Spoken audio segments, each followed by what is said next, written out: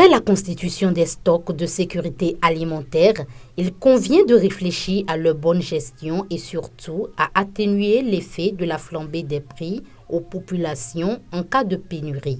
C'est dans cette optique que les membres du réseau des sociétés et offices chargés de la gestion des stocks nationaux de sécurité alimentaire, Réseau Geste, ont ouvert un atelier ce mercredi 23 février 2022 à Azalaï Hôtel de Cotonou.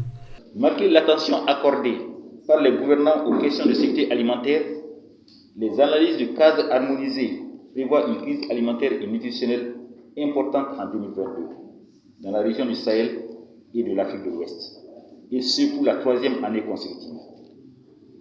Environ 65 millions de personnes seront sous pression en phase 3 pour la période de juin à août 2022, si des mesures ne sont pas prises. Et environ 23,7 millions de personnes ont besoin d'assistance alimentaire en urgence. Ce chiffre pourrait atteindre 33,4 millions de personnes si des mesures ne sont pas prises rapidement. La présente session est le fruit d'un long processus. Bien avant la mise en place du réseau Geste, plusieurs actions ont été entreprises conformément à la directive de la CEDEAO pour constituer des stocks de sécurité alimentaire. Cette rencontre constitue un creuset qui offre l'occasion de faire le point de ce qui a bien marché, de regarder là où il y a des insuffisances, de tirer des leçons et identifier clairement les leviers sur lesquels il faudra agir pour mieux planifier et se projeter dans l'avenir pour atteindre de meilleurs résultats. Malgré ces initiatives qui s'alignent sur la directive communautaire, le Bénin n'est pas à l'abri de l'insécurité alimentaire.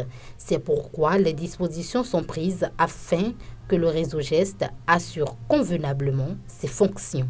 À l'issue de cet atelier qui nous réunit aujourd'hui, il est attendu, entre autres, de nous permettre de faire encore un pas de l'avant sur le statut et règlement intérieur révisé pour harmoniser les mandats des membres du bureau conformément aux résolutions de la première Assemblée générale ordinaire tenue à Conakry les 5 et 6 décembre 2019. Rappelons que le dit atelier a été organisé en collaboration avec le Comité permanent inter-État de lutte contre la sécheresse SILS, l'UEMOA, l'Union européenne et la CEDEAO.